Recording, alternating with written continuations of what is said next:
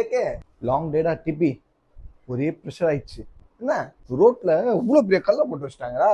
போயிட்டு வண்டியை எடுத்துட்டு சுத்திட்டு வரதுக்குள்ள ஓ காட் சனி டே மச்சான்.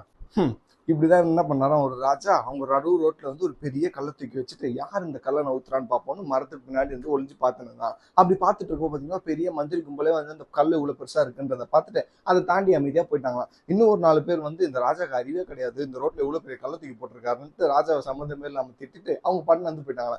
கரெக்டா ஒரு விவசாயி என்ன பண்ணாரு, அப்பதான் நடந்து வந்தாராம் பாருங்க. கை ஃபுல்லா வெஜிடபிள்ஸ் எடுத்து நடந்து வரும்போது கூட அந்த வெஜிடபிள்ஸ் ஓரமா வச்சுட்டு அந்த கல்லை தள்ளி வச்சோன்னு பார்த்தாரா, கீழே வந்து ஒரு பர்ஸ் ஃபுல்லா காசா ஒரு லெட்டர் இருந்துச்சான். நீ நம்ம நாட்டு இது சுத்தமா வச்சுக்கணும், இந்த மாதிரி பண்ணணும்னு சொல்லி வச்சதுக்கான சன்மானம் இது அப்படின்னு சொல்லி கொடுத்தோம்னா அந்த விவசாயம் ஹாப்பியானாரா.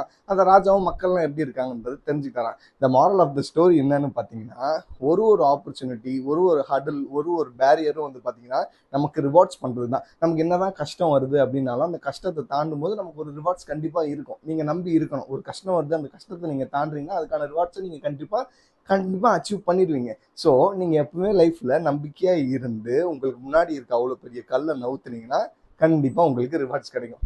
ஏகே எங்க போறீங்க மச்சான்? 5 நிமிஷம் வந்துடுறேன். அதான் கள்ளத்தெல்லாம் கீழே பர்ஸ்ல காசு இருக்கும், நான் போய் எடுத்துன்னு வந்துடுறேன், பீஸா சாப்பிடுவோம். ஐயோ என் அறிவு கொழுந்து.